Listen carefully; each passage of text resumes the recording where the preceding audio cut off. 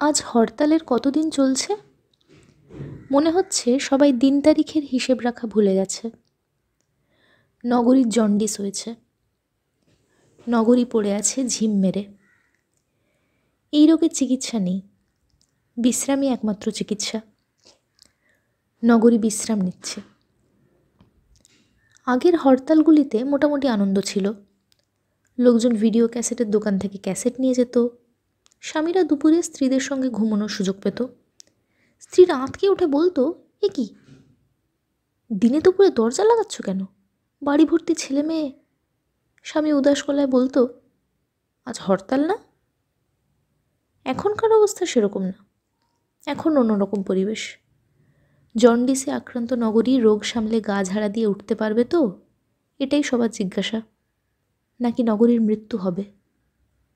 মানুষের মতো নগরীরও মৃত্যু হয়। আমি হাঁটছি, আমার পাশে পাশে হাঁটছে বাদল। আমি বললাম, দীর্ঘ হরতালের কিছু কিছু উপকারিতা আছে, বলতো কি কি?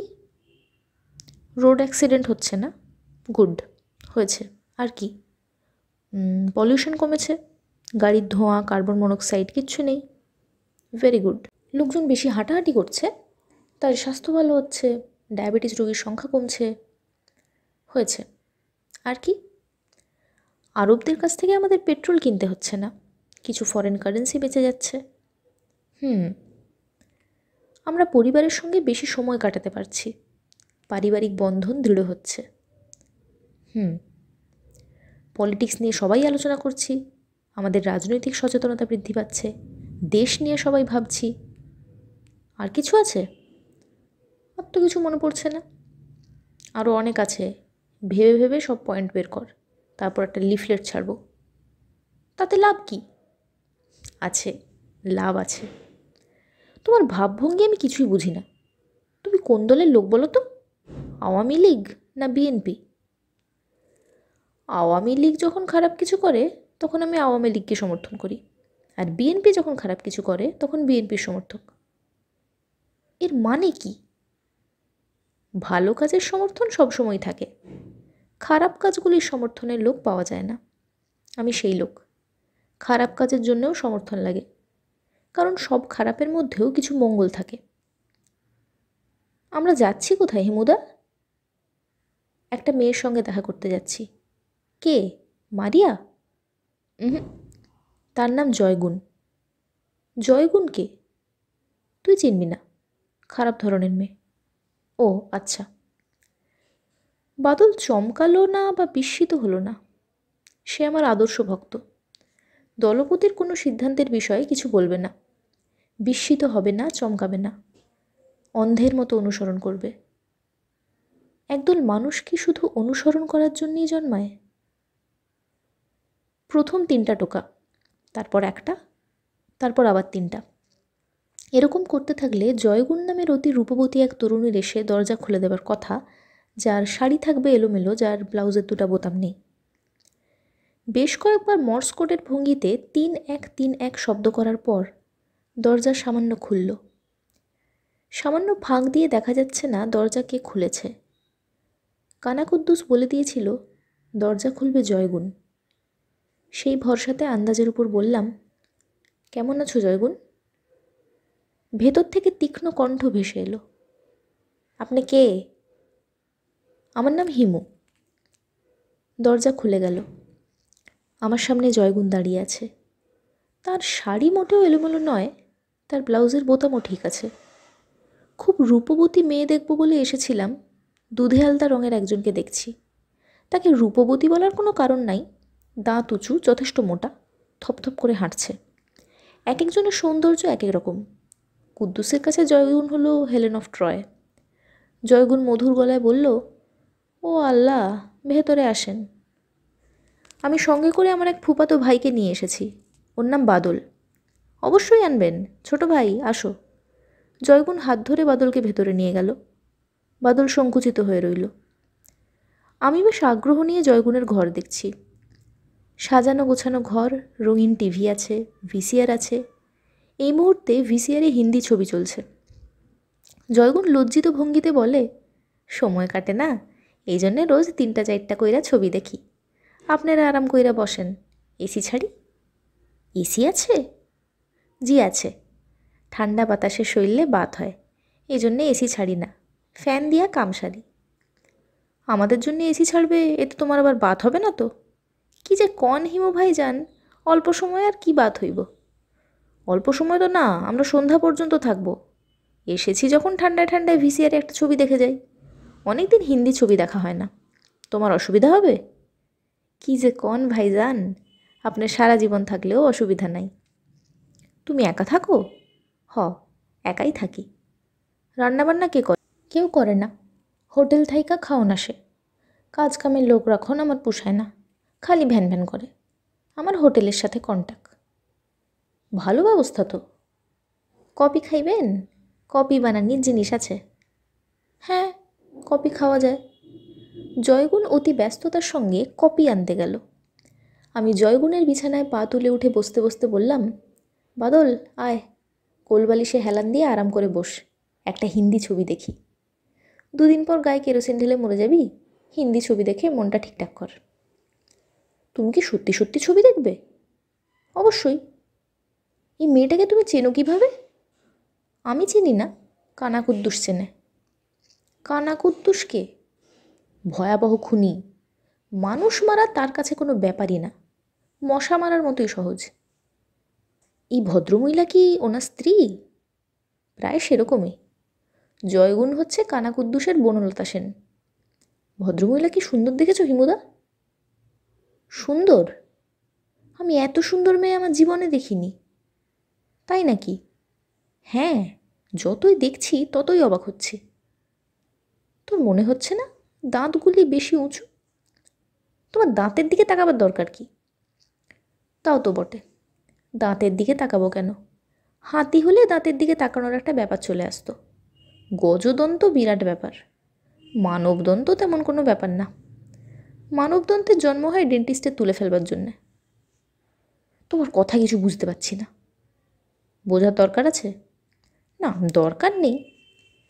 জয়গুণ মগে করে কফি নিয়ে এসেছে। এক এক মগে এক এক পোয়া করে চিনি দিয়ে বানানো ঘন এক সিরাপ জাতীয় বস্তু। আমি মুখে দিয়ে বললাম, অপূর্ব। আমি যা করি বাদলও তাই করে, কাজেই বাদলও চোখ বড় বড় করে বলল, অপূর্ব। জয়গুণের সুন্দর মুখ আনন্দে ভরে গেল। সে বলল, ছবি দেখবেন ভাইজান? হ্যাঁ দেখব, ভালো একটা কিছু দাও। পুরানো ছবি দেখবেন? দিদার আছে, দিলীপ কুমারের ছবি। দিলীপ কুমারের ছবি দেখা যেতে পারে, ব্ল্যাক অ্যান্ড হোয়াইট, সাদা কালোর কোনো অসুবিধে নেই। তারপর জয়গুণ, কুদ্দুসের কোনো খবর জানো? জি না, মেলা দিন কোনো খোঁজ নাই।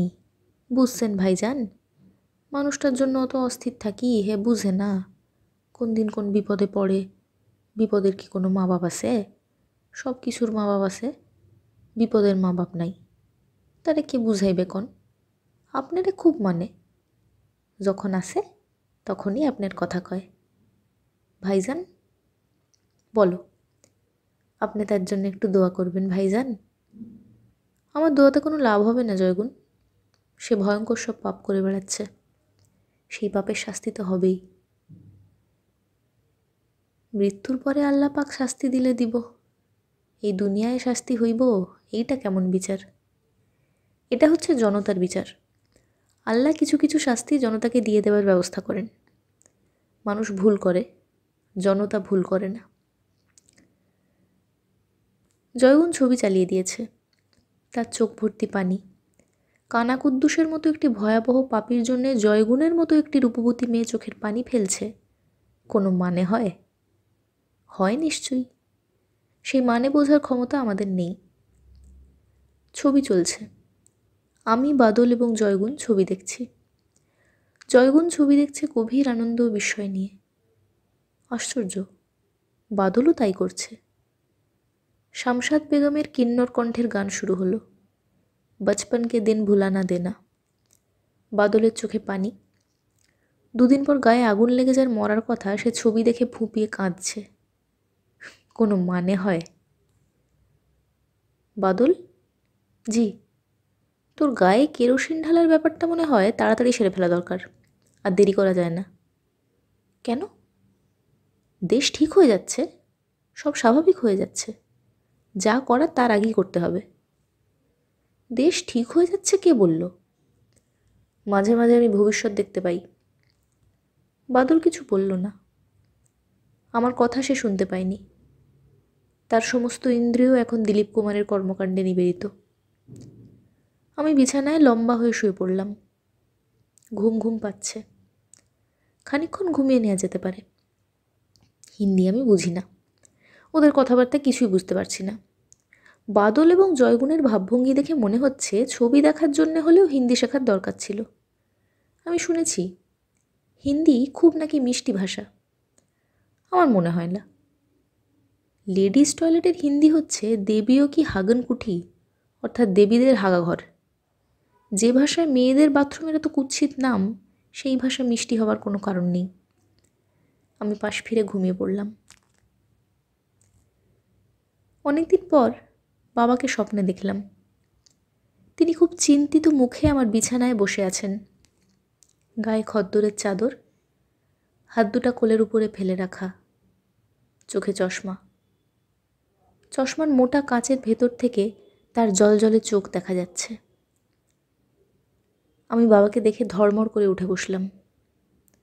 বাবা বললেন, কেমন আছিস শিমু? আমি সঙ্গে সঙ্গে বললাম, খুব ভালো আছি বাবা।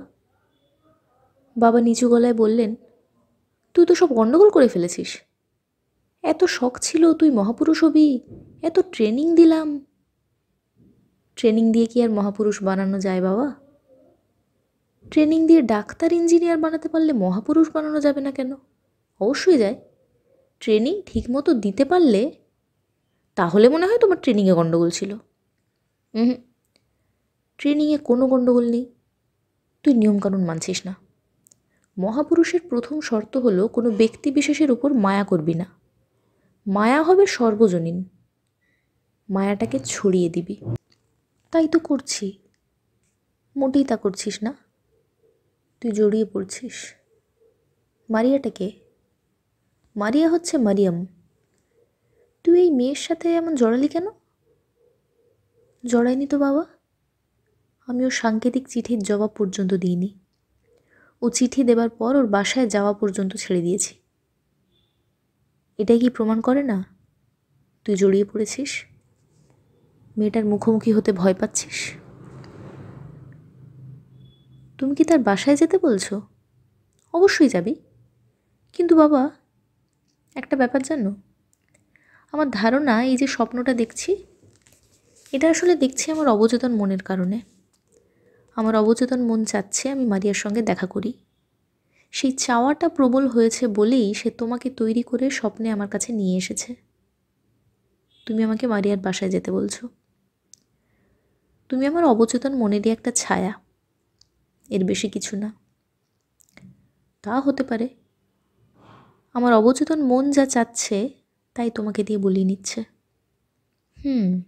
যুক্তির কথা। মহাপুরুষরা কি যুক্তিবাদী হন বাবা? তাদের ভেতর যুক্তি থাকে, কিন্তু তারা যুক্তি দিয়ে পরিচালিত হন না। কেন? কারণ যুক্তি শেষ কথা না।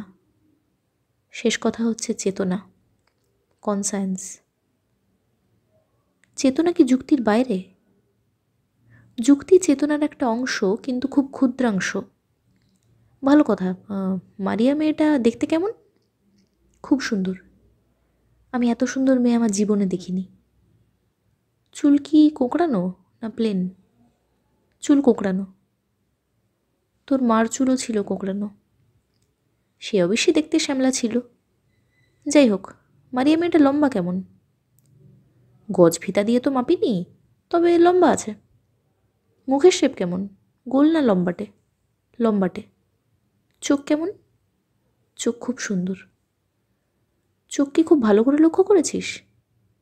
একটা মানুষের ভেতরটা দেখা যায় চোখের দিকে তাকিয়ে।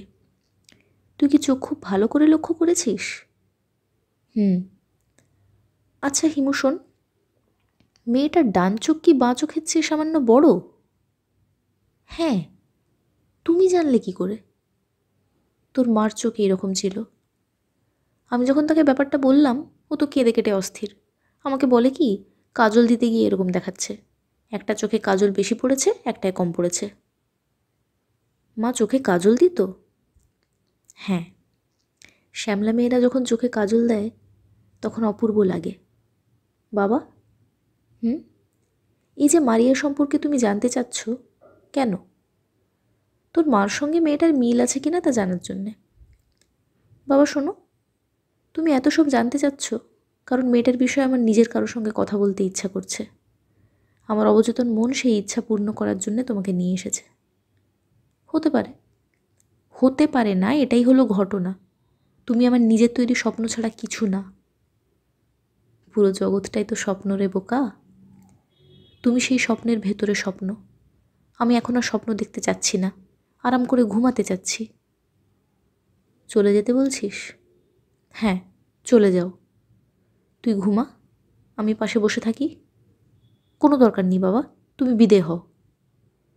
বাবা উঠে দাঁড়ালেন, বিষণ্ণ মুখে চলে গেলেন। তার পরপরই আমার ঘুম ভাঙল।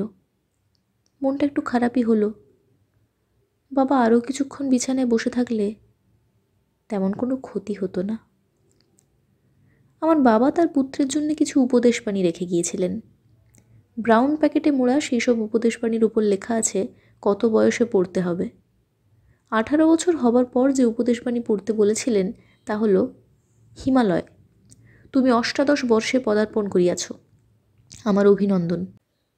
18 বর্ষকে গুরুত্বের সঙ্গে বিবেচনা করা হয়। এই বয়সে নারী ও পুরুষ যৌবন প্রাপ্ত হয়। তাহাদের চিন্তা চেতনায় ব্যাপক পরিবর্তন হয়। এই পরিবর্তনের ফল শুভ যেমন হয়, মাঝে মাঝে অশুভও হয়। প্রিয় পুত্র, তোমাকে আজ আমি তরুণ তরুণীর আকর্ষণের বিষয়ে আমার দীর্ঘদিনের চিন্তার ফসল বলিতে চাই। মন দিয়া পাঠ করো।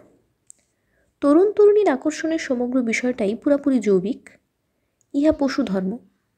এই আকর্ষণের ব্যাপারটিকে আমরা নানানভাবে মহিমান্বিত করিবার চেষ্টা করিয়াছি।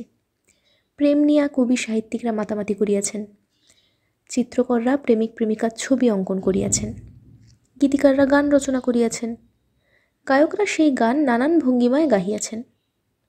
প্রিয় পুত্র, প্রেম বলিয়া জগতে কিছু নাই। ইহা শরীরের প্রতি শরীরের আকর্ষণ। এই আকর্ষণ প্রকৃতি তৈরি করিয়াছেন যাহাতে তাহার সৃষ্টি বজায় থাকে। নরনারীর মিলনে শিশু জন্মগ্রহণ করিবে, প্রকৃতির সৃষ্টি বজায় থাকিবে। একই আকর্ষণ প্রকৃতি তাহার সমস্ত জীবজগতে তৈরি করিয়াছেন। আশ্বিন মাসে কুকুরের শরীর 2 দিনের জন্য উত্তপ্ত হয়। সে তখন কুকুরের সঙ্গের জন্য প্রায় উন্মত্ত আচরণ করে। ইহাকে কি আমরা প্রেম বলিব? প্রিয় পুত্র, মানুষ ভান করিতে জানে, পশু জানে না। এই একটি বিষয় ছাড়া মানুষের সঙ্গে পশুর কোনো তফাৎ নাই। যদি কখনো কোনো তরুণীর প্রতি তীব্র আকর্ষণ বোধ করো, তখন অবশ্যই তুমি সেই আকর্ষণের স্বরূপ অনুসন্ধান করিবে। দেখিবে আকর্ষণের কেন্দ্রবিন্দু তুচ্ছ শরীর। যেহেতু শরীর নশ্বর, সেহেতু প্রেমও নশ্বর। প্রিয় পুত্র, তোমাকে অনেক দূর যাইতে হইবে। ইহা স্মরণ রাখিয়া অগ্রসর হইও। প্রকৃতি তোমার সহায় হোক, এই শুভকামনা। আমার বাবা কি আসলেই অপ্রকৃতিস্থ? কাদের আমরা প্রকৃতিস্থ বলবো? যাদের চিন্তাভাবনা স্বাভাবিক পথে চলে তাদের। যারা একটু অন্যভাবে চিন্তা করে তাদের আমরা আলাদা করে ফেলি। তা কি ঠিক? আমার বাবা তার পুত্রকে মহাপুরুষ বানাতে চেয়েছিলেন। তার ইচ্ছার কথা শোনা মাত্রই আমরা তাকে উন্মাদ হিসেবে আলাদা করে ফেলেছি। কোনো বাবা যদি বলেন আমি আমার ছেলেকে বড় ডাক্তার বানাবো, তখন আমরা হাসি না, কারণ তিনি চেনা পথে হাঁটছেন। আমার বাবা তার সমগ্র জীবনে হেঁটেছেন অচেনা পথে। আমি সেই পথ কখনো অস্বীকার করিনি। স্বপ্ন আমাকে কাবু করে ফেলেছে।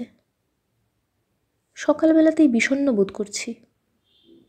বিষণ্ণতা কাটানোর জন্যে কি করা যায়? মন আরও বিষণ্ণ হয় এমন কিছু করা, যেমন রূপার সঙ্গে কথা বলা। অনেক দিন তার সঙ্গে কথা হয় না। মন এখন বিষণ্ণ। রূপার সঙ্গে কথা বলার পর মন নতুন করে বিষণ্ণ হবে। পুরানো বিষণ্ণতা এবং নতুন বিষণ্ণতায় কাটাকাটি হয়ে আমি স্বাভাবিক হব। তারপর যাব আসগার সাহেবের সঙ্গে দেখা করতে। তারপর কি? চিত্রলেখা নামের ওই বাড়িতে যাব কি? দেখে আসবো মারিয়াকে। অনেকবার টেলিফোন করলাম রূপাদের বাসায়। টেলিফোন যাচ্ছে, রূপাই টেলিফোন ধরছে, কিন্তু সে হ্যালো বলার সঙ্গে সঙ্গে লাইন কেটে যাচ্ছে। প্রকৃতি চাচ্ছে না আমি রূপার সঙ্গে কথা বলি। ফুপার বাড়িতে আজ উৎসব। বাদল তার কেরোসিন টিন ব্যবহার করতে পারেনি। তত্ত্বাবধায়ক সরকারের বিল পাশ হয়েছে। খালেদা জিয়া পদত্যাগ করেছেন। 2 দলের মর্যাদা বহাল আছে। 2 দলই দাবি করছে তারা জিতেছে। 2 দলই বিজয় মিছিল বের করেছে। সব খেলায় একজন জয়ী হন, অন্যজন পরাজিত হন। রাজনীতির খেলাতেই শুধুমাত্র 2টি দল একসঙ্গে জয়ী হতে পারে অথবা একসঙ্গে পরাজিত হয়। রাজনীতির খেলা বড়ই মজাদার খেলা। এই খেলায় অংশগ্রহণ তেমন আনন্দের না, দূর থেকে দেখার আনন্দ আছে। আমি গভীর আনন্দ নিয়ে খেলাটা দেখছি। শেষের দিকে খেলাটায় উৎসব ভাব এসে গেছে। ঢাকার মেয়র হানিফ সাহেব করেছেন জনতার মঞ্চ। সেখানে বক্তৃতার সঙ্গে গান বাজনা চলছে। খালেদা জিয়া তৈরি করেছেন গণতন্ত্র মঞ্চ। সেখানে গান বাজনা একটু কম, কারণ বেশিরভাগ শিল্পীই জনতার মঞ্চে। তারা গান বাজনার অভাব বক্তৃতায় পুষিয়ে দেওয়ার চেষ্টা করছেন। গণতন্ত্র মঞ্চ একটু বেকায়দা অবস্থায় আছে বলে মনে হচ্ছে, তেমন জমছে না। উদ্যোক্তারা একটু যেন বিমর্ষ। 2টি মঞ্চ থেকেই দাবি করা হচ্ছে আমরা ভারত বিরোধী। ভারত বিরোধিতা আমাদের রাজনীতির একটা চালিকা শক্তি হিসেবে উঠে আসছে। ব্যাপারটা বোঝা যাচ্ছে না। আমাদের স্বাধীনতার জন্যে তাদের সাহায্য নিতে হয়েছিল, এই কারণে কি আমরা কোনো হীনমন্যতায় ভুগছি? শুধুমাত্র হীনমন্যতায় ভুগলেই এইসব জটিলতা দেখা দেয়। এই হীনমন্যতা কাটানোর প্রধান উপায় জাতি হিসেবে মাথা উঁচু করে দাঁড়ানো। সবাই মিলে সেই চেষ্টাটা কি করা যায় না? আমাদের সারা দেশে অসংখ্য স্মৃতিস্তম্ভ আছে। যেসব ভারতীয় সৈন্য আমাদের স্বাধীনতার জন্য জীবন দিয়েছেন, তাদের জন্য আমরা কিন্তু কোনো স্মৃতিস্তম্ভ তৈরি করিনি। কেন করিনি? করলে কি জাতি হিসেবে আমরা ছোট হয়ে যাব? আমাদের কবি সাহিত্যিকরা স্বাধীনতা নিয়ে কত চমৎকার সব কবিতা, গল্প, উপন্যাস লিখলেন। সেখানে কোথাও বাংলাদেশের মুক্তিযুদ্ধে ভারতীয় সেনাবাহিনীর অবদানের কোনো উল্লেখ নেই। উল্লেখ করলে ভারতীয় দালাল আখ্যা পাওয়ার আশঙ্কা। বাংলাদেশে এই রিস্ক নেওয়া যায় না। অন্য একটি দেশের স্বাধীনতার জন্যে ওরা প্রাণ দিয়েছেন। এদের ছেলে মেয়ে স্ত্রীর কাছে অন্য দেশের স্বাধীনতা কোনো ব্যাপার না। স্বামীহারা স্ত্রী, পিতাহারা সন্তানদের অশ্রুর মূল্য আমরা দেব না? আমরা কি অকৃতজ্ঞ? বাংলাদেশের আদর্শ নাগরিক কী করবে? ভারতীয় কাপড় পরবে, ভারতীয় বই পড়বে, ভারতীয় ছবি দেখবে, ভারতীয় গান শুনবে। ছেলেমেয়েদের পড়াতে পাঠাবে ভারতীয় স্কুল কলেজে, চিকিৎসার জন্য যাবে বোম্বাই, ভেলোর, এবং ভারতীয় গরু খেতে খেতে চোখ মুখ কুঁচকে বলবে শালার ইন্ডিয়া দেশটাকে শেষ করে দিল, দেশটাকে ভারতের খপ্পর থেকে বাঁচাতে হবে। আমাদের ফুপা মদের গ্লাস হাতে নিয়ে বিজবিজ করে বললেন, বুঝলি হিমু, দেশটাকে ভারতের হাত থেকে বাঁচাতে হবে, এটা হচ্ছে রাইট টাইম। আমি বললাম, অবশ্যই। ইন্ডিয়ান দালাল দেশে যে কটা আছে সব কটাকে জুতো পেটা করা দরকার। আমি বললাম, অবশ্যই। দালালদের নিয়ে মিছিল করতে হবে, সবার গলায় থাকবে জুতার মালা। এত জুতা পাবেন কোথায়? জুতা পাওয়া যাবে, জুতা কোনো সমস্যা না। অবশ্যই। ফুপা অল্প সময়ে যে পরিমাণ মদ্যপান করেছেন তা তার জন্যে বিপজ্জনক, তার আশেপাশে যারা আছে তাদের জন্যও বিপজ্জনক। এই অবস্থায় ফুপার প্রতিটি কথায় অবশ্যই বলা ছাড়া উপায় নেই। আমরা বসেছি ছাদে। বাদল আগুনে আত্মাহুতি দিচ্ছে না, এই আনন্দ সেলিব্রেট করা হচ্ছে। ফুপা মদ্যপানের অনুমতি পেয়েছেন। ফুপু কঠিন গলায় বলে দিয়েছেন শুধু 2 পেগ খাবে, এর বেশি 1 ফোঁটাও না। খবরদার হিমু, তোর উপর দায়িত্ব, তুই চোখে চোখে রাখবি। আমি চোখে চোখে রাখার পরেও ফুপার এখন 7ম পেগ যাচ্ছে। তার কথাবার্তা সবই এলোমেলো, একটু হিক্কার মতো উঠছে। বমি পর্ব শুরু হতে বেশি দেরি হবে না। হিমু। জি ফুপা। দেশটাকে আমাদের ঠিক করতে হবে হিমু। অবশ্যই। দেশমাতৃকা অনেক বড় ব্যাপার। জি ঠিকই বলেছেন, দেশপিত্রিকা হলে দেশটাকে রসাতলে নিয়ে গেলেও কোনো ক্ষতি ছিল না। দেশপিত্রিকা আবার কি? ফাদারল্যান্ডের বাংলা অনুবাদ করলাম। ফাদারল্যান্ড কেন বলছিস? জন্মভূমি হলো জননী, জননী জন্মভূমি স্বর্গাদপি গরীয়সী। ফুপা, আর মদ্যপান করাটা বোধহয় ঠিক হচ্ছে না। খুব ঠিক হচ্ছে। তোর চেখে দেখার ইচ্ছা করলে চেখে দেখ, আমি কিছুই মনে করব না। এইসব ব্যাপারে আমি খুবই লিবারেল। আমার ইচ্ছা করছে না ফুপা। ইচ্ছা না করলে থাক। খেতে হয় নিজের রুচিতে, পড়তে হয় অন্যের রুচিতে, ঠিক না? অবশ্যই ঠিক। বুঝলি হিমু, দেশ নিয়ে নতুন করে এখন চিন্তাভাবনা শুরু করতে হবে। ভারতের আগ্রাসন বিষয়ে সচেতন থাকতে হবে। আমি গম্ভীর গলায় বললাম, জাতীয় পরিষদে আইন পাশ করতে হবে যে কেউ তাদের ছেলে মেয়েদের ভারতে পড়তে পাঠাতে পারবে না, কারণ ভারতীয়রা আমাদের সন্তানদের ব্রেন ওয়াশ করে দিচ্ছে, তাই না ফুপা? ফুপা মদের গ্লাস মুখের কাছে নিয়েও নামিয়ে নিলেন। কঠিন কোনো কথা বলতে গিয়েও বললেন না, কারণ তিনি তার পুত্র বাদলকে ভর্তি করেছেন দার্জিলিংয়ের এক বিশ্ববিদ্যালয়ে। হিমু, জি ফুপা? রাজনীতি বাদ দিয়ে চল অন্য কিছু নিয়ে আলাপ করি। জি আচ্ছা, কী নিয়ে আলাপ করতে চান? আবহাওয়া নিয়ে কথা বলবেন? না। সাহিত্য নিয়ে কথা বলবেন ফুপা? গল্প উপন্যাস? আরে ধুত সাহিত্য, সাহিত্যের লোকগুলো বাদ, এরা আরও বেশি বদ। তাহলে কী নিয়ে কথা বলা যায়? একটা কোনো টপিক বের করুন। ফুপা মদের গ্লাস হাতে নিয়ে চিন্তিত মুখে টপিক চিন্তা করতে লাগলেন। আমি ছাদে শুয়ে পড়লাম। আকাশে নাকি নতুন কি একটা ধূমকেতু এসেছে, হায়াকুতাকা। বেচারাকে দেখা যায় কি না? ৯,০০০ বছর আগে সে একবার পৃথিবীকে দেখতে এসেছিল, এখন আবার দেখছে। আবারও আসবে ৯,০০০ বছর পর। ৯,০০০ বছর পর বাংলাদেশকে সে কেমন দেখবে কে জানে। ধূমকেতু খুঁজে পাচ্ছি না। সপ্তর্ষিমণ্ডলের নিচেই তার থাকার কথা। উত্তর আকাশে সপ্তর্ষিমণ্ডল পাওয়া গেল। এক বিশাল প্রশ্নবোধক চিহ্ন হিসেবে জ্বলজ্বল করছে সপ্তর্ষি। ফুপা জড়ানো গলায় বললেন, কি খুঁজছি শিমু? হায়াকুতাকাকে খুঁজছি। সে কে? ধূমকেতু। চাইনিজ ধূমকেতু নাকি? হায়াকুতাকা নামটা তো মনে হয় চাইনিজ। জাপানিজ নাম। ও আচ্ছা, জাপানিজ। একটা দেশ কোথায় ছিল এখন কোথায় উঠে গেছে দেখ। ধূমকেতু ফেতু সব নিয়ে নিচ্ছে, আমরা কিছুই নিতে পারছি না। বঙ্গোপসাগরের তালপট্টি সেটাও চলে গেল। চলে গেল কিনা তুই বল হিমু? জি, চলে গেছে। বেঁচে থেকে তাহলে লাভ কী? বেঁচে থাকলে আনন্দ করা যায়, মাঝে মধ্যে মদ্যপান করা যায়, এতে লিভারের ক্ষতি হয়। তা হয়, পরিমিত খেলে হয় না, পরিমিত খেলে লিভার ভালো থাকে। ফুপার কথা আমি এখন আর শুনছি না। আমি ধূমকেতু খুঁজছি। ধূমকেতু আমার মতোই পরিব্রাজক, সেও শুধুই হেঁটে বেড়ায়। আজকার সাহেব কেমন আছেন? আজকার সাহেব চোখ মেলে তাকালেন। অদ্ভুত শূন্য দৃষ্টি। আমাকে চিনতে পারছেন বলে মনে হলো না। দেশ তো ঠিকঠাক হয়ে গেছে, আপনার অপারেশন কবে হবে? আজ সন্ধ্যায়। ভালো, খুব ভালো। হিমু ভাই, বলুন। আপনার চিঠির জন্য কাগজ কিনিয়েছি, কলম কিনিয়েছি, রেডিও বন্ড কাগজ, পার্কার কলম। কে কিনে দিল? একজন নার্স আছেন, সোমা নাম। তিনি আমাকে খুব স্নেহ করেন, তাকে বলেছিলাম, তিনি কিনেছেন। খুব ভালো হয়েছে। অপারেশন শেষ হোক, তারপর চিঠি লেখালেখি হবে। জি না। জি না মানে? আমি বাঁচব না হিমু ভাই, যা লেখার আজই লিখতে হবে। আপনার যে অবস্থা, আপনি লিখবেন কিভাবে? আপনি তো কথাই বলতে পারছেন না। আজকার সাহেব যন্ত্রের মতো বললেন, যা লেখার আজই লিখতে হবে। তিনি মনে হলো 100% নিশ্চিত অপারেশনের পরে তাকে আর পাওয়া যাবে না। বিদায়ের ঘণ্টা তিনি মনে হয় শুনতে পাচ্ছেন। হিমু ভাই, বলুন, শুনছি। আপনার জন্য কিছুই করতে পারি নাই। চিঠিটাও যদি লিখতে না পারি, তাহলে মনে কষ্ট নিয়ে মারা যাব। মনে কষ্ট নিয়ে মরার দরকার নেই, নিন চিঠি লিখুন। কলমে কালি আছে? জি, সব ঠিকঠাক করা আছে। হাতটা কাঁপে হিমু ভাই, লেখা ভালো হবে না। আমাকে একটু উঠিয়ে বসান। উঠে বসার দরকার নেই, শুয়ে শুয়ে লিখতে পারবেন। খুব সহজ চিঠি।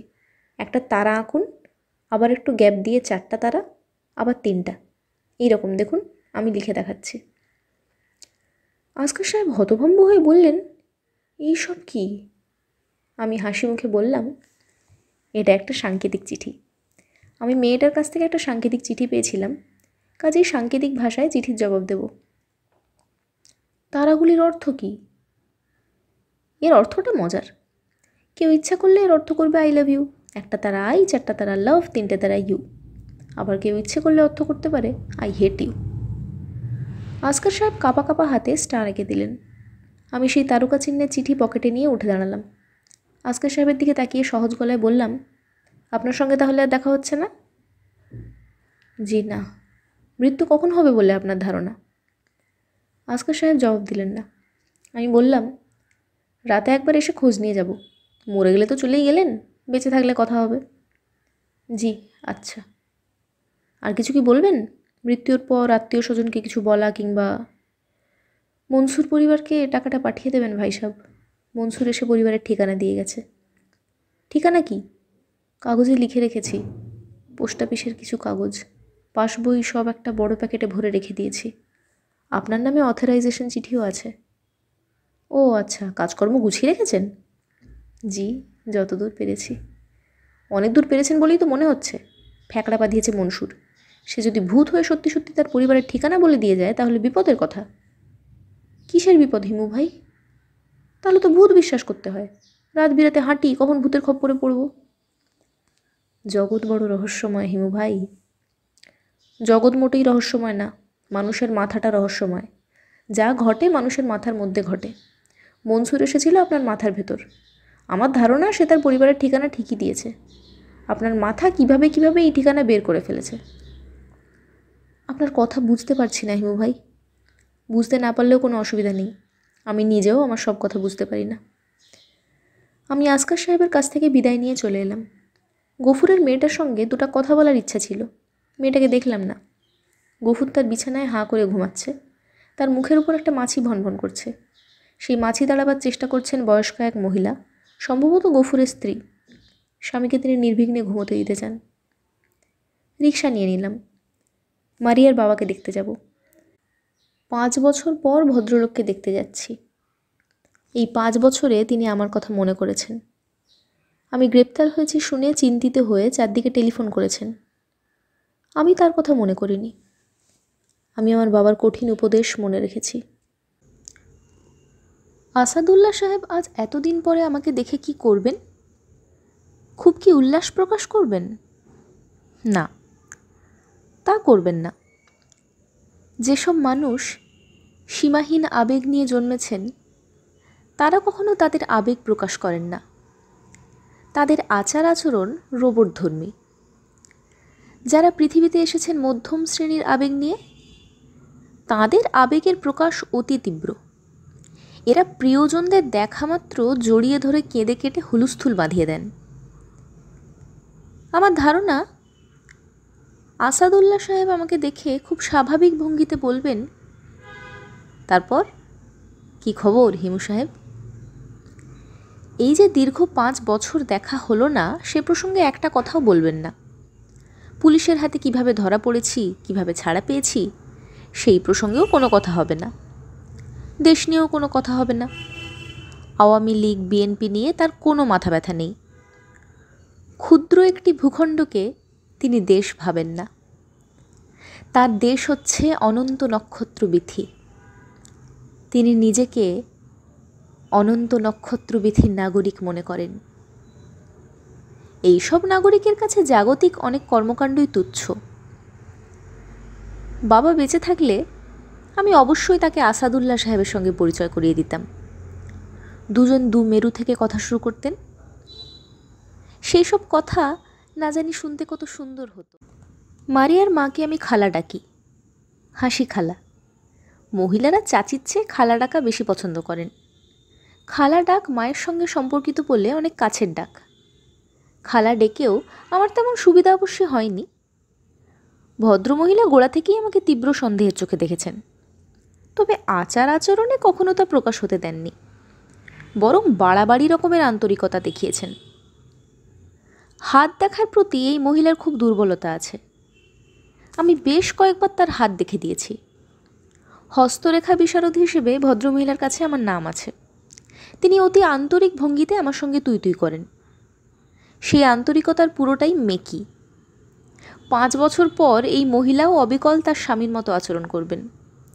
স্বাভাবিক গলায় বলবেন, কিরে হেমু, তোর খবর কি? দে হাতটা দেখে দে। তিনি এই জাতীয় আচরণ করবেন আবেগ চাপা দেবার জন্যে না, আবেগহীনতার জন্যে। আর মারিয়া? মারিয়া কি করবে? কিছুই বলতে পারছি না। এই মেয়েটি সম্পর্কে আমি কখনোই আগেভাগে কিছু বলতে পারিনি। তার আচার আচরণে বোঝার কোনো উপায় ছিল না একদিন সে এসে আমার হাতে এক টুকরা কাগজ ধরিয়ে দেবে, যে কাগজে সাংকেতিক ভাষায় একটা প্রেমপত্র লেখা। আমি সেদিন আসাদুল্লাহ সাহেবের সঙ্গে একটা কঠিন বিষয় নিয়ে গল্প করছিলাম। বিষয়বস্তু এক্সপ্যান্ডিং ইউনিভার্স। আসাদুল্লাহ সাহেব বলেছিলেন ইউনিভার্সে যতটুকু ভর থাকার কথা ততটুকু নেই, বিজ্ঞানীরা হিসেব মেলাতে পারছেন না।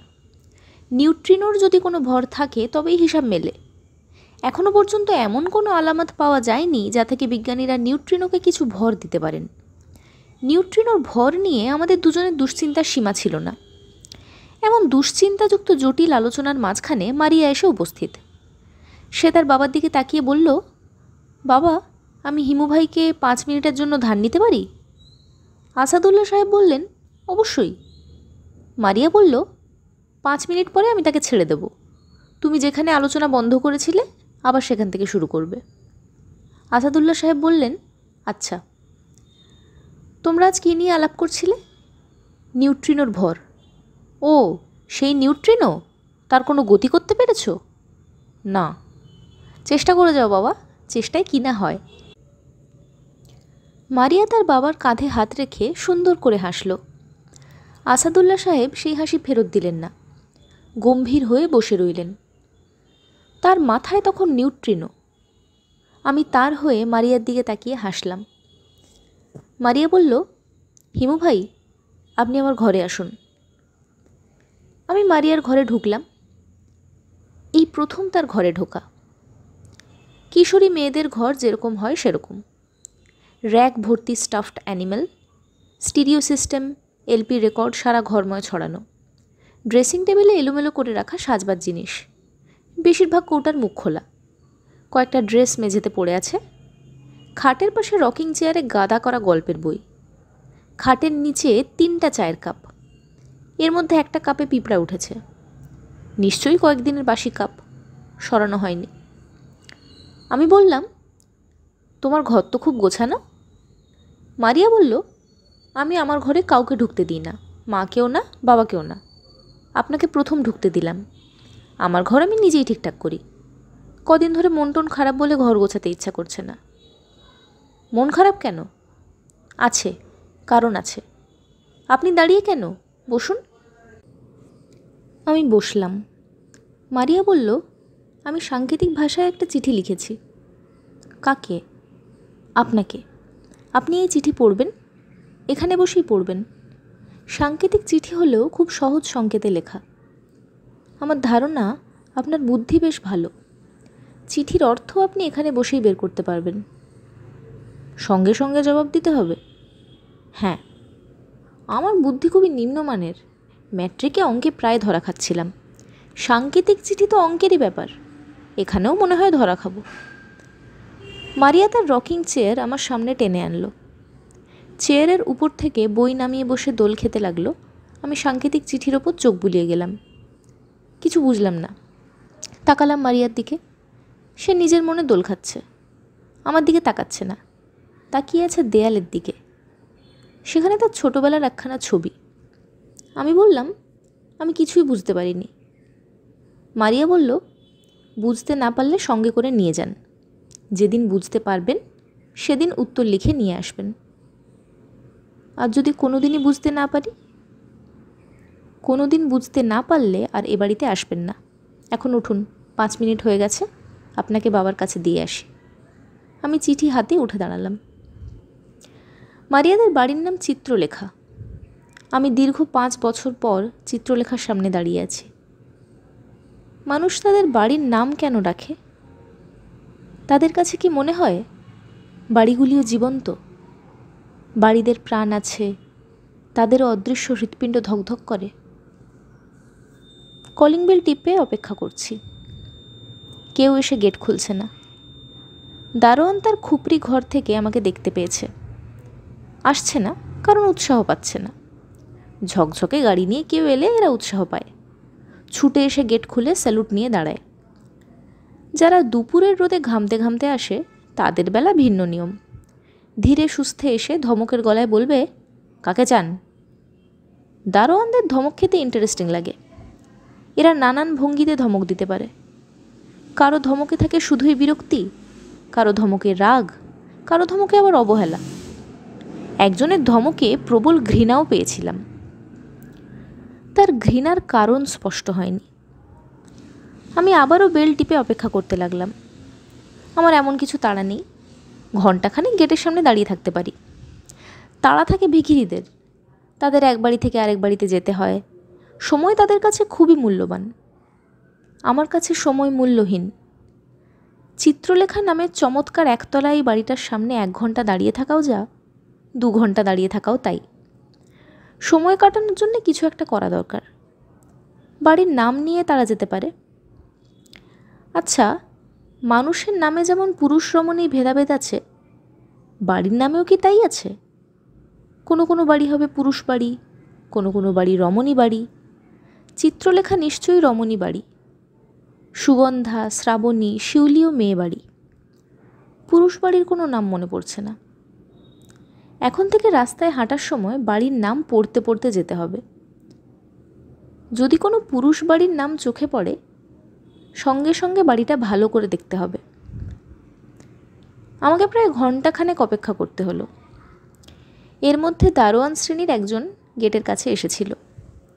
গেট খুলতে বলায় সে বলল, যার কাছে চাবি সে ভাত খাচ্ছে, ভাত খাওয়া হলে সে খুলে দেবে। আমি অত্যন্ত বিনয়ের সঙ্গে বললাম, আপনি কি চাবিটা এনে একটু খুলে দিতে পারেন না? এ কথায় সে বড়ই আহত হলো। মনে হলো তার সুদীর্ঘ জীবনে সে এমন অপমানসূচক কথা আর শোনেনি। কাজেই আমি বললাম, আচ্ছা থাক, আমি অপেক্ষা করি। আপনার কাছে ছাতা থাকলে আমাকে কিছুক্ষণের জন্য দিন, আমি ছাতা মাথায় দাঁড়িয়ে থাকি, প্রচণ্ড রোদ। সে এই রসিকতাতেও অপমানিত বোধ করল। বড় মানুষের বাড়ির কাজের মানুষদের মধ্যে অপমানবোধ তীব্র হয়ে থাকে। আপনি কার কাছে আসছেন? মারিয়ার কাছে। আপা নাই? না থাকলেও আসবে, আমি অপেক্ষা করব। গেট খুলে দিন। গেট খুলনের নিয়ম নাই। আগের দারোয়ানদের কেউ নেই, সব নতুন লোকজন। আগেকার কেউ হলে চিনতে পারত, এত ঝামেলা হতো না। আমি বিনীত ভঙ্গিতে বললাম, ভাই সাহেব, আপনার নাম? আমার নাম আব্দুস সোবহান। সোবহান সাহেব, আপনি শুনুন, আমি খুব পাগলা কিসিমের লোক। গেট না খুললে গেটের উপর দিয়ে বেয়ে চলে আসব। আপনার সাহেবের কাছে গিয়ে বলুন হিমু এসেছে। ও আচ্ছা, আপনি হিমু? আপনার কথা বলা আছে। দারোয়ান ব্যস্ত হয়ে গেট খুলতে লাগলো। আমাকে এসকর্ট করে নিয়ে যাওয়া হচ্ছে। বিশাল ড্রয়িং রুম পার হয়ে খানিকটা খোলামেলা জায়গায় চলে এসেছি। কোনো ফার্নিচার নেই, ঘরময় কার্পেট। এটা ফ্যামিলি রুম। ফ্যামিলির সদস্যরা এই ঘরে গল্পগুজব করে, টিভি দেখে। যাদের ফ্যামিলি যত ছোট, তাদের ফ্যামিলি রুমটা তত বিশাল। মারিয়াদের ড্রয়িং রুম আগের মতোই ছিল, তবে ফ্যামিলি রুমের সাজসজ্জা বদলেছে। প্রকাণ্ড এক পিয়ানো দেখতে পাচ্ছি। পিয়ানো আগে ছিল না। পিয়ানো কে বাজায়? মারিয়া? ফ্যামিলি রুমে কার্পেটের উপর হাসি খালাকে বসে থাকতে দেখলাম। তিনি তার 2 হাত মেলে ধরেছেন। সেই হাতের নখে নেলপালিশ লাগাচ্ছেন সিরিয়াস চেহারার এক ভদ্রলোক। ভদ্রলোকের চোখে সোনালি চশমা, ফ্রেঞ্চ কাট দাড়ি। তিনি খুব একটা বাহারি পাঞ্জাবি পরে আছেন। ভদ্রলোক নিশ্চয়ই বিখ্যাত ক্ষমতাবানদের কেউ হবেন। এ বাড়িতে বিখ্যাত ক্ষমতাবান ছাড়া অন্য কারো প্রবেশাধিকার নেই। নেলপালিশ লাগানোর ব্যাপারে ভদ্রলোকের মনোযোগ দেখে মনে হচ্ছে কাজটা অত্যন্ত জটিল। হাসি খালাও নড়াচড়া করছেন না, স্থির হয়ে আছেন। হাসি খালা এক ঝলক আমার দিকে তাকিয়ে বললেন, হিমু, তোর কি খবর? কোনো খবর নেই। মারিয়া বলেছিল তুই আসবি। যে ভদ্রলোক নেল পলিশ লাগাচ্ছেন তিনি বিরক্ত গলায় বললেন, হাসি, নড়াচড়া করবে না, নড়লে আঙুল নড়ে যায়। আমি বললাম, খালা, হচ্ছে কি? হাসি খালা বললেন, কি হচ্ছে তা তো দেখতেই পাচ্ছিস। নতুন কায়দায় নেল পলিশ লাগানো হচ্ছে। নখের গোড়ায় কড়া লাল রং, আস্তে আস্তে নখের মাথায় এসে রং মিলিয়ে যাবে। জটিল ব্যাপার মনে হচ্ছে। জটিল তো বটেই, জিনিসটা দাঁড়ায় কেমন সেটা হচ্ছে কথা। এক ধরনের এক্সপেরিমেন্ট। ভদ্রলোক আরেকবার বিরক্ত গলায় বললেন, হাসি প্লিজ। আমি কিছুক্ষণ নেল পালিশ দেয়া দেখলাম। গাঢ় লাল, হালকা লাল, সাদা, 3 রঙের কৌটা, নেল পালিশ রিমুভার নিয়ে প্রায় হুলুস্থুল ব্যাপার হচ্ছে। হাসি খালা বললেন, জামিল, তোমার সঙ্গে পরিচয় করিয়ে দিই, এ হচ্ছে হিমু, ভালো নাম এভারেস্ট কিংবা হিমালয়। মারিয়ার বাবার অনেক আবিষ্কারের এক আবিষ্কার। খুব ভালো হাত দেখতে পারে, হাত দেখে যা বলে তাই হয়। ভদ্রলোক চোখ মুখ কুঁচকে ফেললেন। আমি সামনে থেকে সরলে তিনি বাঁচেন এই অবস্থা। আমি বিনয়ী গলায় বললাম, স্যার ভালো আছেন? ভদ্রলোক বললেন, yes, I am fine, thank you. আপনার নেল পলিশ দেওয়া খুব চমৎকার হচ্ছে স্যার। ভদ্রলোকের দৃষ্টি কঠিন হয়ে গেল। হাসি খালা বললেন, তুই যা, মারিয়ার বাবার সঙ্গে দেখা করে আয়। আর শোন, চলে যাবার আগে আমার হাত দেখে দিবি। জামিল, তুমি কি হিমুকে দিয়ে হাত দেখাবে? জামিল নামের ভদ্রলোক নেল পলিশের রং মেশানোর ব্যাপারে ব্যস্ত হয়ে পড়লেন। শীতল গলায় বললেন, এইসব আধিভৌতিক ব্যাপারে আমার বিশ্বাস নেই। আমি বললাম, আধিভৌতিক বলে সব কিছু উড়িয়ে দেওয়া ঠিক হবে না স্যার। অ্যাস্ট্রোলজি ছিল আধিভৌতিক ব্যাপার। সেই অ্যাস্ট্রোলজি থেকে জন্ম নিয়েছে আধুনিক অ্যাস্ট্রোনমি। একসময় অ্যালকেমিও ছিল আধিভৌতিক। সেই অ্যালকেমি থেকে আমরা পেয়েছি আধুনিক রসায়নবিদ্যা। জামিল সাহেব বললেন, মিস্টার এভারেস্ট, এই নিয়ে আমি আপনার সঙ্গে তর্ক করতে যাচ্ছি না। আমি একটা কাজ করছি, যদি কখনো সুযোগ হয় পরে কথা হবে। জি আচ্ছা স্যার। আমি আসাদুল্লাহ সাহেবের ঘরে ঢুকে পড়লাম। এই ঘর আগের মতোই আছে, একটুও বদলায়নি। খাটে শুয়ে থাকা মানুষটা শুধু বদলেছে। ভরাট স্বাস্থ্যের সেই মানুষটা নেই। রোগাভোগা একজন মানুষ। মাথা ভর্তি চুল ছিল, চুল কমে গেছে। চোখের তীব্র জ্যোতিও ম্লান। নিজের তৈরি বেহেশতে জীবনযাপন করতে করতে তিনি সম্ভবত ক্লান্ত। আসাদুল্লাহ সাহেব বললেন, কেমন আছো হিমু? ভালো। তোকে দেখে আমার ভালো লাগছে। আপনাকে দেখে আমার তেমন ভালো লাগছে না, মনে হচ্ছে আপনি ক্লান্ত হয়ে পড়েছেন। স্বর্গে বাস করা ক্লান্তিকর ব্যাপার হিমু, আমি আসলেই ক্লান্ত, সময় কাটছে না। সময় কাটছে না কেন? কীভাবে সময় কাটাবো সেটা বুঝতে পারছি না। এখন বই পড়তে পারি না। বই পড়তে পারেন না? না, বই পড়তে ভালো লাগে না, গান শুনতে ভালো লাগে না, শুয়ে থাকতে ভালো লাগে না।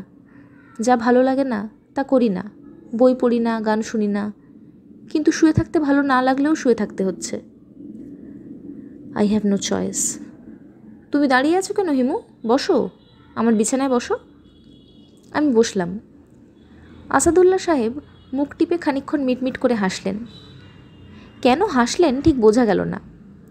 হঠাৎ মুখ থেকে হাসি মুছে ফেলে গম্ভীর গলায় বললেন, এখন আমি কি করছি জানো? জি না, জানি না, আপনি বলুন, আমি খুব আগ্রহ নিয়ে শুনছি।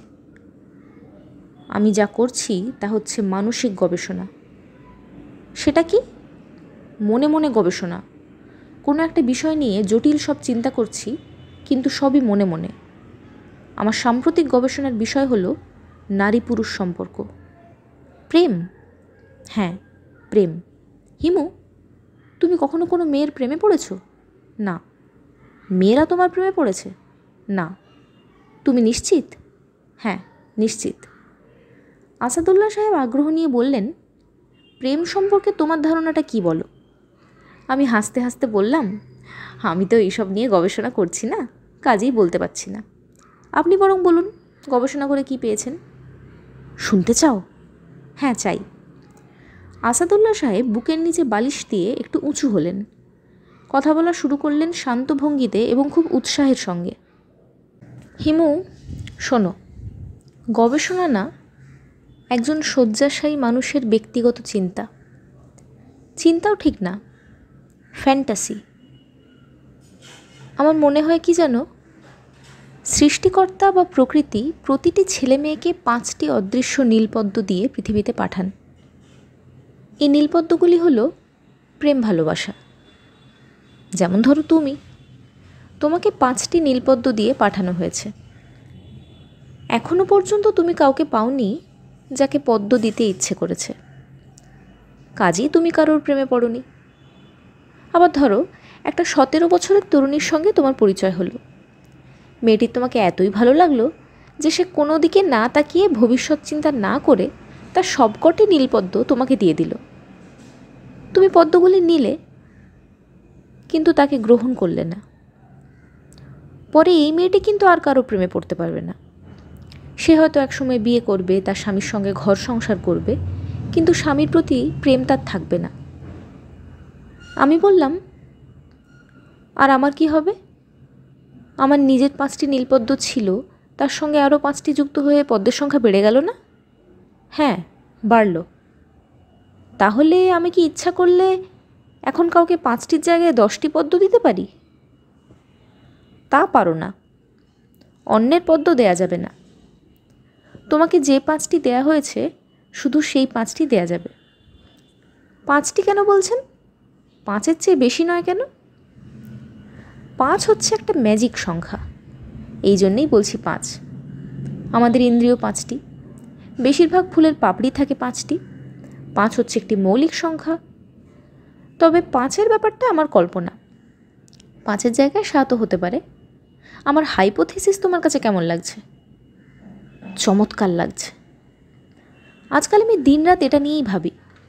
আমার কাছে মনে হয় পৃথিবীর বেশিরভাগ মানুষ নীলপদ্ম নিয়ে ঘুরে বেড়ায়, দেয়ার মানুষ পায় না।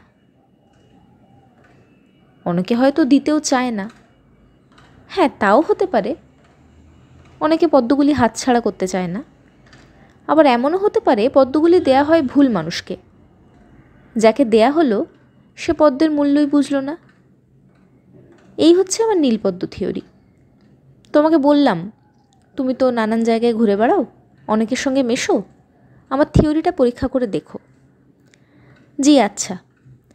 তবে আমার কি মনে হয় জানেন, আমার মনে হয় কিছু কিছু রহস্যময় ব্যাপার সম্পর্কে কোনো থিওরি না দেওয়াই ভালো। থিওরি বা হাইপোথিসিস রহস্য নষ্ট করে। থাকুক না কিছু রহস্য। সন্ধেবেলা সূর্য ডোবে, সকালে ওঠে, কত রহস্যময় একটা ব্যাপার। কিন্তু পৃথিবীর আহ্নিক গতির জন্য এটা হচ্ছে জানার পর আর রহস্য থাকে না। হিমু, তুমি কি জ্ঞানের বিপক্ষে? জি। জ্ঞান এক ধরনের বাধা, এক ধরনের অন্ধকার। কোনো বিষয় সম্পর্কে পূর্ব জ্ঞান বিষয়টি সম্পর্কে আমাদের দূরত্ব তৈরি করিয়ে দেয়। বুঝতে পারছি না। যেমন ধরুন আপনার নীলপদ্ম থিওরি। এটা জানার পর থেকে আমার কি হবে জানেন? কোনো মেয়ের সঙ্গে দেখা হলেই আমি ভাববো, আচ্ছা এই মেয়েটিকে কি নীলপদ্ম দেয়া যায়? দেয়া গেলে কটা দেয়া যায়? মেয়েটি তার নিজের নীলপদ্মগুলি কি করেছে? কাউকে দিয়ে ফেলেছে? আমার হাইপোথিসিস তুমি এত সিরিয়াসলি নিচ্ছ কেন? তোমাকে তো আগেই বলেছি, এসব আর কিছুই না, একজন অসুস্থ শয্যাশায়ী মানুষের ব্যক্তিগত প্রলাপ। আসাদুল্লাহ সাহেব হাত বাড়িয়ে সিগারেট নিলেন। সিগারেট ধরিয়ে চিন্তিত মুখে টানতে লাগলেন। আমি বললাম, আপনি ক্লান্ত হয়ে পড়েছেন, আজ আমি আসি। আসাদুল্লাহ সাহেব বললেন, তোমার কি মারিয়ার সঙ্গে দেখা হয়েছে? জি না। মারিয়া বাসাতেই আছে, নিজের ঘরে বসে আছে। ও কারোর সঙ্গেই দেখা করে না, কথা বলে না, এমনকি আমার সঙ্গেও না। তাই নাকি? তুমি যাবার আগে অবশ্যই তার সঙ্গে দেখা করে যাবে। কারোর সঙ্গেই যখন দেখা করে না, আমার সঙ্গেও করবে না। আসাদুল্লাহ সাহেব হাসলেন, পুরনো দিনের সেই চমৎকার হাসি। আমি চমকে উঠলাম। হিমু? জি। আমি আমার নীলপদ্ম থিওরি মারিয়াকে দেখে দেখেই তৈরি করেছি। মারিয়া তার জীবনের প্রথম প্রেমপত্রটি তোমাকে লেখে, খুব অল্প বয়সে লেখে। কাজেই আমার থিওরি অনুযায়ী তার সবকটা নীলপদ্ম তোমার কাছে। চিঠি লেখার ব্যাপারটি আপনি জানেন? হ্যাঁ, জানি। আমার মেয়ের সঙ্গে আমার চুক্তি ছিল, সে তার জীবনের প্রথম প্রেমপত্রটি আমাকে দেখিয়ে লিখবে। মারিয়া চুক্তি রক্ষা করেছে, আমাকে চিঠিটি দেখিয়েছে। তবে আমি যেন বুঝতে না পারি সেজন্য ছেলে মানুষই এক সাংকেতিক ভাষা ব্যবহার করেছে। আপনি সেই সাংকেতিক চিঠির অর্থ সঙ্গে সঙ্গে বুঝে ফেলেছেন? অবশ্যই, তবে ভান করেছি যে বুঝতে পারিনি। মারিয়া সেই চিঠি কাকে লিখেছিল তা কি আপনাকে বলেছে? না, তবে আমি অনুমান করেছি। আমার অনুমান শক্তি খারাপ না। হিমু শোনো, আমার মেয়েটা পড়াশোনার জন্য ইংল্যান্ড চলে যাচ্ছে। আমি নিজেই জোর করে পাঠিয়ে দিচ্ছি। মনের যে শক্তি মানুষকে চালিত করে, আমার মেয়েটার মনের সেই শক্তি নষ্ট হয়ে গেছে। ও ওকে সেই শক্তি ফেরত দেয়া আমার পক্ষে সম্ভব হচ্ছে না। কাজটা আমি তোমাকে দিয়ে করাতে চাই, এই জন্যেই তোমাকে এত ব্যস্ত হয়ে খুঁজছি। মনের শক্তি জাগানোর কাজটা আপনি করতে পারছেন না কেন? আমার উপর মেয়েটির যে বিশ্বাস ছিল সেই বিশ্বাস নষ্ট হয়ে গেছে। কেন? আসাদুল্লাহ সাহেব আরেকটা সিগারেট ধরালেন।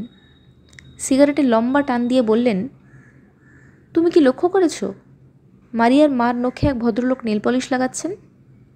হ্যাঁ, লক্ষ্য করেছি। নেল পলিশের এই এক্সপেরিমেন্ট অনেকদিন ধরেই করা হচ্ছে। মারিয়ার মা ওই ভদ্রলোকের প্রেমে পড়েছে, তারা শিগগিরই বিয়ে করবে। আমি সব জেনেও কিছু বলছি না। মারিয়া এতেও আহত হয়েছে, জীবনে সে বড় ধরনের ধাক্কা খেয়েছে। আমাকে কি করতে বলেন? ওকে জীবনের জটিলতার অংশটার কথা বুঝিয়ে বলো। ও তোমার কথা শুনবে, কারণ ওর নীলপদ্মগুলি তোমার কাছে। মারিয়া বলল, বসুন। তার চোখ মুখ কঠিন, তবু মনে হলো সেই কাঠিন্যের আড়ালে চাপা হাসি ঝিকমিক করছে। সে সুন্দর একটা শাড়ি পরেছে, চাপা রঙের শাড়ি। রঙটা এমন যে মনে হচ্ছে ঘরে চাপা ফুলের গন্ধ পাচ্ছি। গলায় লাল পাথর। চুনি নিশ্চয়ই না, চুনি এত বড় হয় না। রকিং চেয়ারে আরাম করে বসে দোল খেতে খেতে কথা বলুন। বাবা আপনাকে আমার কাছে পাঠিয়েছেন, তাই তো? আমি দোল খেতে খেতে বললাম, হ্যাঁ। বাবার ধারণা আমার মন খুব অশান্ত। সেই অশান্ত মন শান্ত করার সোনার কাঠি আপনার কাছে, তাই না? এরকম ধারণা ওনার আছে বলেই তো মনে হচ্ছে। এরকম অদ্ভুত ধারণার কারণ জানেন? না। কারণটা আপনাকে বলি। অ্যাক্সিডেন্টের পর বাবা মানসিক দিক থেকে পুরোপুরি বিপর্যস্ত হয়ে পড়েছিলেন। তখন আপনি তাকে কিছু কথা বলেন, তাতে তার মন শান্ত হয়। সেই থেকেই বাবার ধারণা হয়েছে মন শান্ত করার মতো কথা আপনি বলতে পারেন। ভালো কথা। বাবাকে আপনি কি বলেছিলেন? আমার মনে নেই। উদ্ভট কথাবার্তা তো আমি সবসময় বলি, তাকেও মনে হয় উদ্ভট কিছুই বলেছিলাম। আমাকেও তাহলে উদ্ভট কিছু বলবেন? তোমাকে উদ্ভট কিছু বলবো না। তুমি আমাকে যে চিঠি লিখেছিলে আমি তার জবাব লিখে এনেছি, সাংকেতিক ভাষায় লিখে এনেছি। মারিয়া হাত বাড়ালো। তার চোখে চাপা কৌতুক ঝকমক করছে। মনে হচ্ছে যে কোনো মুহূর্তে সে খিলখিল করে হেসে ফেলবে, যেন সে অনেক কষ্টে হাসি থামাচ্ছে। সাংকেতিক চিঠিটায় কী লেখা পড়তে পারছ? পারছি। এখানে লেখা I hate you. I love you তো হতে পারে। সংকেতের ব্যাখ্যা সবাই তার নিজের মতো করে করে, আমিও তাই করলাম। আপনার 8টা তারার অনেক মানে করা যায়, যেমন I want you, I miss you, I lost you. আমি আমার পছন্দ মতো একটা বেছে নিলাম। মারিয়া, তোমার এই ঘরে কি সিগারেট খাওয়া যায়? যায় না, কিন্তু আপনি খেতে পারেন। আমি সিগারেট ধোয়াতে ধোয়াতে বললাম, তুমি কি তোমার বাবার নীলপদ্ম থিওরির কথা জানো? মারিয়া এইবার হেসে ফেলল, কিশোরীর সহজ স্বচ্ছ হাসি। হাসতে হাসতে বলল, আজগুবি থিওরি, আজগুবি এবং হাস্যকর। হাস্যকর বলছো কেন? হাস্যকর এই জন্যে বলছি যে বাবার থিওরি অনুসারে আমার 5টি নীলপদ্ম এখন আপনার কাছে, কিন্তু আমি আপনার প্রতি কোনো আকর্ষণ বোধ করছি না। আপনাকে দেখে কোনো রকম আবেগ রোমাঞ্চ কিছুই হচ্ছে না, বরং কিশোরী বয়সে যে পাগলামিটা করেছিলাম তার জন্য রাগ লাগছে। বাবার থিওরি ঠিক থাকলে কিশোরী বয়সে পাগলামির জন্য এখন রাগ লাগতো না। এখন পাগলামি মনে হচ্ছে? অবশ্যই মনে হচ্ছে। হিমু ভাই, আমি সেই সময় কী সব পাগলামি করেছি একটু শুনুন। চা খাবেন? না, খান একটু। আমি খাচ্ছি, আমার সঙ্গে খান। বসে থাকুন, আমি চা নিয়ে আসছি। মারিয়া বের হয়ে গেল। আমি নিজের মনে দোল খেতে লাগলাম। দীর্ঘ 5 বছরে মারিয়ার ঘরে কী কী পরিবর্তন হয়েছে তা ধরার চেষ্টাও করছি, ধরতে পারছি না। একবার মনে হচ্ছে ঘরটা ঠিক আগের মতো আছে, আবার মনে হচ্ছে একেবারেই আগের মতো নেই, সবই বদলে গেছে। মারিয়ার ছোটোবেলাকার ছবিটা শুধু আছে, ছবি বদলায় না। মারিয়া ট্রেতে করে মগ ভর্তি 2 মগ চা নিয়ে ঢুকল।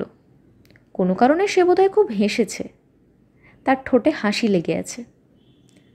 হিমু ভাই, চা নিন। আমি চা নিলাম। মারিয়া হাসতে হাসতে বলল, জামিল চাচার সঙ্গে কি আপনার দেখা হয়েছে? নখশিল্পী? হ্যাঁ, নখশিল্পী। মার নখের শিল্পকর্ম তিনি কিছুক্ষণ আগে শেষ করেছেন। মা সেই শিল্পকর্ম দেখে বিস্ময়ে অভিভূত। খুব সুন্দর হয়েছে। দেখে মনে হচ্ছে নখে ঘা হয়েছে, রক্ত পড়ছে। মাকে এই কথা বলায় মা খুব রাগ করল। মার রাগ দেখে আমার হাসি পেয়ে গেল। মা যত রাগ করে আমি তত হাসি। হাসতে হাসতে চোখে পানি এসে গেছে। চায়ে চিনি টিনি সব ঠিক হয়েছে? হয়েছে। বাবার সঙ্গে মার কীভাবে বিয়ে হয়েছিল সেটা কি আপনি জানেন? না, জানি না। ওই গল্প থাক, তোমার গল্পটা বলো। কিশোরী বয়সে কী পাগলামি করলে? আমার গল্পটা বলছি, কিন্তু মার গল্পটা না শুনলে আমারটা বুঝতে পারবেন না। মা হচ্ছেন বাবার খালাতো বোন। মা যখন ইন্টারমিডিয়েট পড়তেন তখন বাবার জন্যে মার মাথা খারাপের মতো হয়ে গেল। বলা চলে পুরো উন্মাদিনী অবস্থা। বাবা সেই অবস্থাকে তেমন পাত্তা দিলেন না। মা কিছু ডেসপারেট মুভ নিলেন, তাতেও লাভ হলো না। শেষে একদিন বাবাকে দীর্ঘ একটা চিঠি লিখে সিনেমার প্রেমিকাদের মতো একগাদা ঘুমের ওষুধ খেয়ে ফেললেন। মার জীবন সংশয় হলো। এখন মরে তখন মরে অবস্থা। বাবা হাসপাতালে মাকে দেখতে গেলেন। মার অবস্থা দেখে তার করুণা হলো। বাবা হাসপাতালেই ঘোষণা করলেন, মেয়েটা যদি বাঁচে তাকে বিয়ে করতে আমার কোনো আপত্তি নেই। মা বেঁচে গেলেন, তাদের বিয়ে হলো। গল্পটা কেমন? ইন্টারেস্টিং। ইন্টারেস্টিং না, সিনেম্যাটিক। Classical love story. প্রেমিককে না পেয়ে আত্মহননের চেষ্টা। এখন হিমু ভাই আসুন, মার ক্ষেত্রে বাবার নীলপদ্ম থিওরি অ্যাপ্লাই করি। থিওরি অনুযায়ী মা তার নীলপদ্মগুলি বাবাকে দিয়েছিলেন, সবকটা দিয়ে দিয়েছিলেন। তাই যদি হয় তাহলে পড়ন্ত যৌবনে মা জামিল চাচাকে দেওয়ার জন্য নীলপদ্ম পেলেন কোথায়? জামিল চাচা বিবাহিত একজন মানুষ, তার বড় মেয়ে মেডিকেলে পড়ছে। তিনি যখন তখন এ বাড়িতে আসেন। মা শোবার ঘরে দুজনে বসে ঘন্টার পর ঘন্টা গল্প করেন। শোবার ঘরের দরজাটা তারা পুরোপুরি বন্ধও করেন না, আবার খোলাও রাখেন না, সামান্য ফাঁক করে রাখেন। মজার ব্যাপার না? আমি কিছুই বললাম না। আরেকটা সিগারেট ধরিয়ে মারিয়ার হাসি হাসি মুখের দিকে তাকিয়ে রইলাম। হিমু ভাই বলো, বাবার নীলপদ্ম বিষয়ক হাস্যকর ছেলে মানুষের থিওরির কথা আমাকে বলবেন না। আচ্ছা, বলবো না। প্রেম নিতান্তই জৈবিক একটা ব্যাপার। নীলপদ্ম বলে কি মহিমান্বিত করার কিছু নেই, তাও স্বীকার করছি। হিমু ভাই, আপনি এখন বিদায় হন। আপনার চা আশা করি শেষ হয়েছে?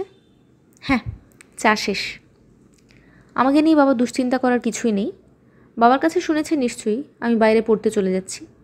এখানকার কোনো কিছু নিয়েই আর আমার মাথা ব্যথা নেই। বাবার সময় কাটছে না সেটা তার ব্যাপার। আমি দেখব আমার নিজের জীবন, নিজের ক্যারিয়ার। খুবই ভালো কথা। আমি উঠে দাঁড়ালাম। মারিয়া বলল, ও আচ্ছা, আরও কয়েক মিনিট বসুন।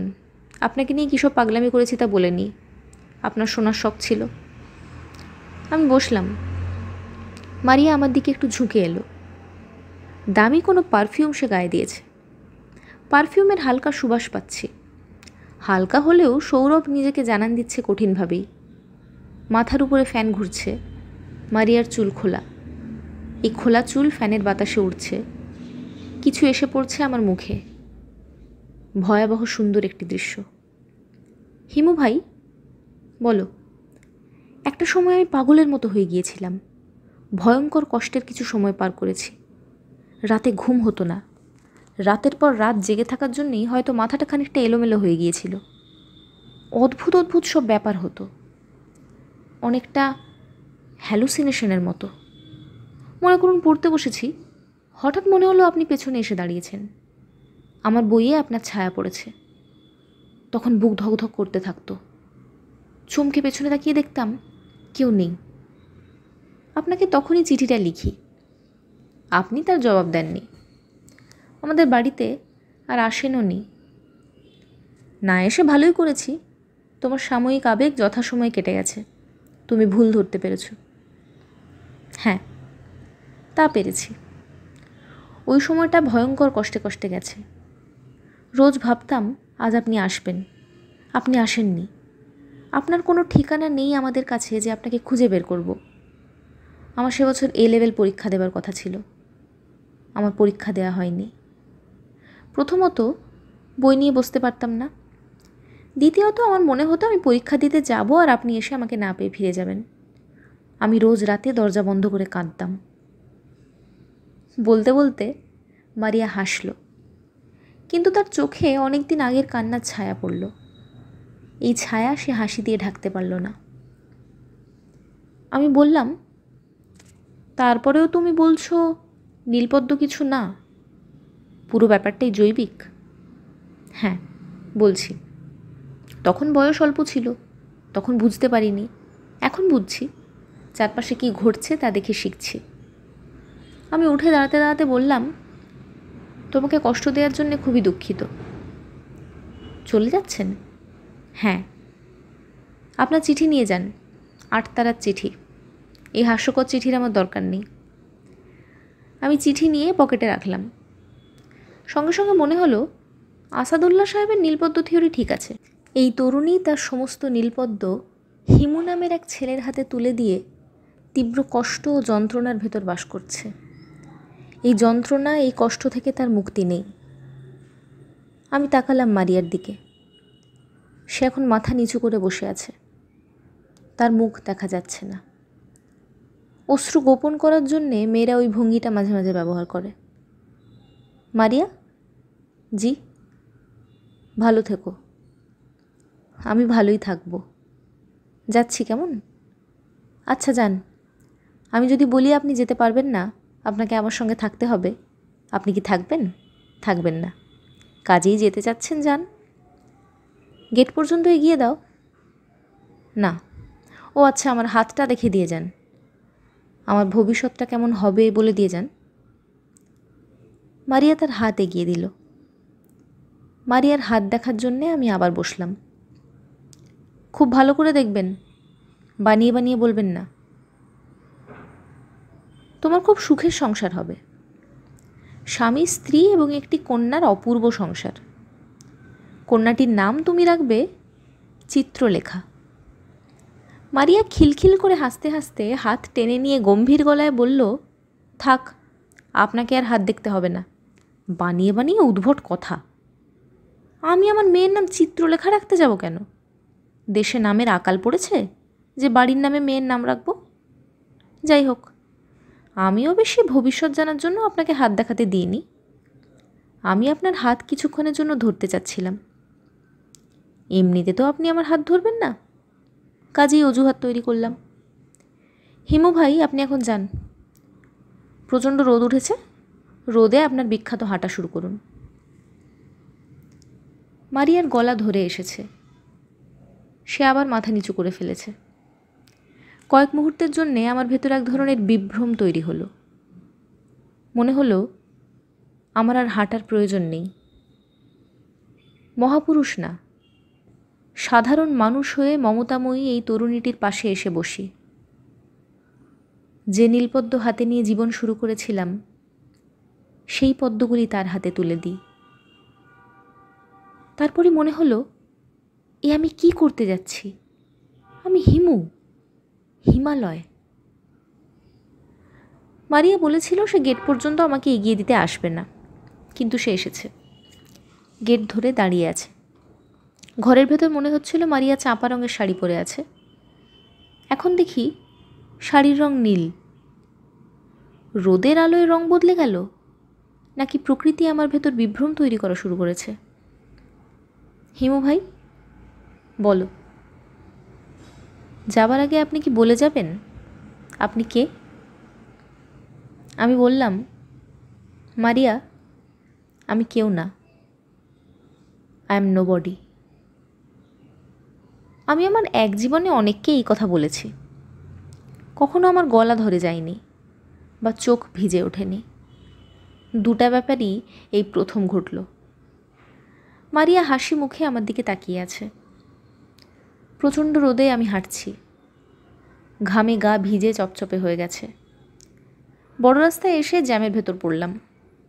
কার যেন বিজয় মিছিল বের হয়েছে, জাতীয় পার্টির মিছিল। ব্যানারে এরশাদ সাহেবের ছবি আছে। আন্দোলনের শেষে সবাই বিজয় মিছিল করছে। তারাই বা করবে না কেন? এই প্রচণ্ড রোদেও তাদের বিজয়ের আনন্দে ভাটা পড়ছে না। দলের সঙ্গে ভিড়ে যাব কিনা ভাবছি। একা হাঁটতে ইচ্ছা করছে না। মিছিলের সঙ্গে থাকায় একটা সুবিধা হচ্ছে, অনেকের সঙ্গে থেকেও একা থাকা যায়। কিছুক্ষণ হাঁটলাম মিছিলের সঙ্গে। একজন আমার হাতে এরশাদ সাহেবের একটা ছবি ধরিয়ে দিল। এরশাদ সাহেবের আনন্দময় মুখের ছবি। প্রচণ্ড রোদে সেই হাসি ম্লান হচ্ছে না। মিছিল কাউরান বাজার পার হলো। আমরা গলা ফাটিয়ে স্লোগান দিতে দিতে এগোচ্ছি। হঠাৎ তাকিয়ে দেখি আমার পা খোঁড়া কুকুরটা আমার সঙ্গে সঙ্গে যাচ্ছে। কাউরান বাজার তার এলাকা। সে আমাকে দেখতে পেয়ে নিঃশব্দে আমার পাশে পাশে চলা শুরু করেছে। তার খোঁড়া পা মনে হচ্ছে পুরোপুরি অচল, এখন আর মাটিতে ফেলতে পারছে না। 3 পায়ে অদ্ভুত ভঙ্গিতে লাফিয়ে লাফিয়ে চলছে। আমি বললাম, 3 পায়ে হাঁটতে তোর কষ্ট হচ্ছে না তো? সে কুই কুই করে কি বলতে চেষ্টা করলো কে জানে। কুকুরের ভাষা জানা থাকলে সুবিধা হতো, আমার জানা নেই। তারপরেও আমি তার সঙ্গে কথা বলতে বলতে এগোচ্ছি। তুই যে আমার সঙ্গে আসছিস আমার খুব ভালো লাগছে। মাঝে মাঝে খুব একা লাগে বুঝলি। আমার সঙ্গে কি আছে জানিস? পদ্ম, নীলপদ্ম। 5টা নীলপদ্ম নিয়ে ঘুরছি। কি অপূর্ব পদ্ম। কাউকে দিতে পারছি না, দেয়া সম্ভব নয়। হিমুরা কাউকে নীলপদ্ম দিতে পারে না। চৈত্রের রোদ বাড়ছে। রোদটাকে আমি জ্যোৎস্না বানানোর চেষ্টা করছি। বানানো খুব সহজ, শুধু ভাবতে হবে আজ গৃহত্যাগী জ্যোৎস্না উঠেছে। চারদিক থই থই করছে জ্যোৎস্না। ভাবতে ভাবতেই একসময় রোদটাকে জ্যোৎস্নার মতো মনে হতে থাকবে। আজ অনেক চেষ্টা করেও পারছি না। ক্লান্তিহীন হাঁটা, হেঁটেই যাচ্ছি।